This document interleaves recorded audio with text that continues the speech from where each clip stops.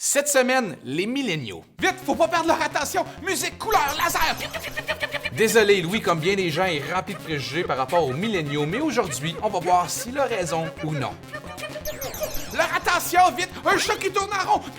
Bienvenue à Vérité et Conséquences.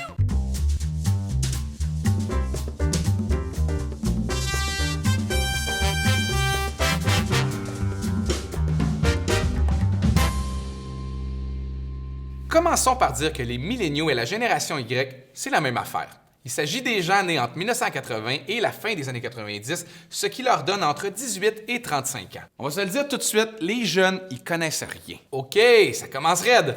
En fait, la génération Y, ou les milléniaux, est en voie de devenir la génération la plus éduquée de l'histoire. OK, c'est beau aller à l'école, mais ils sont pas curieux, ils s'intéressent à rien. En réalité, on a demandé à un panel d'experts de nommer les principales qualités présentes chez les milléniaux et c'est plutôt le contraire qui est ressorti. On les décrit comme curieux, créatifs, proactifs, informés, logiques et audacieux. En tout cas, c'est pas des bons employés.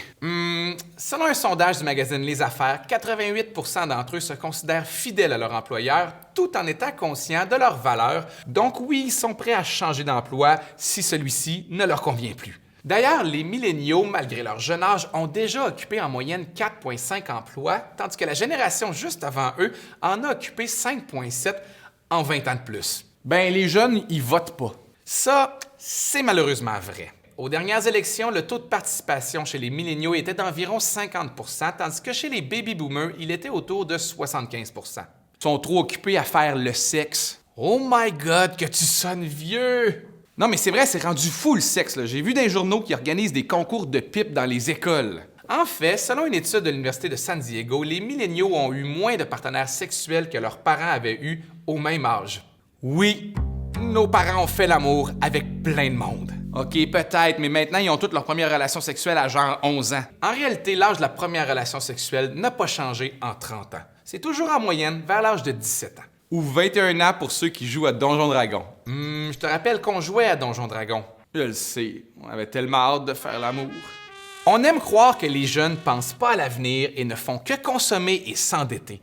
En réalité, c'est les baby-boomers qui possèdent la plus grosse dette de consommation. En excluant l'hypothèque, ils sont endettés à 51 % de leurs revenus disponibles, comparativement à 40 % pour les Y. OK, mais les jeunes sont comme tout le temps sur leur cellulaire. C'est vrai. Et c'est même vrai lorsqu'ils dorment.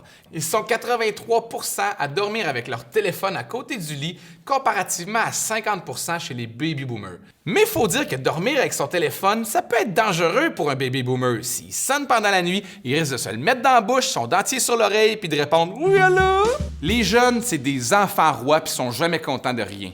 En fait, 41 % des milléniaux se disent satisfaits de comment vont les choses en ce moment, contrairement à seulement 26 % chez les plus vieux. Finalement, c'est les baby-boomers qui sont les plus chialeux. Mais les jeunes ont peur de s'engager. C'est en partie vrai. Pour une majorité de Y, s'impliquer dans quelque chose qui va durer plus d'une semaine, c'est une source d'anxiété. Sauf s'engager à rester chez leurs parents longtemps, ça les dérange pas. Là-dessus, t'as raison. Depuis quelques années, les jeunes quittent le foyer familial de plus en plus tard. 42 % des jeunes adultes habitent toujours chez leurs parents, comparativement à 32 % en 1991 et 26 % en 1981. Mais les jeunes aujourd'hui, ils respectent plus rien. Là-dessus, j'aimerais te répondre par une célèbre citation qui résume très bien ce que tu viens de dire. Les jeunes d'aujourd'hui aiment le luxe, méprisent l'autorité et bavardent au lieu de travailler. Ils ne se lèvent plus lorsqu'un adulte pénètre dans la pièce. Ils contredisent leurs parents et ont de mauvaises manières. Ils se moquent de l'autorité et n'ont aucun respect pour l'âge. La citation provient du philosophe Socrate en 400 avant Jésus-Christ.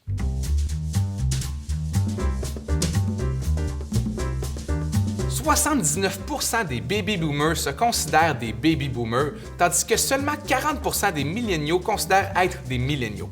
Puis le 60 % qui reste, ils se considèrent quoi? Une personne unique et différente, impossible à cataloguer. Les jeunes!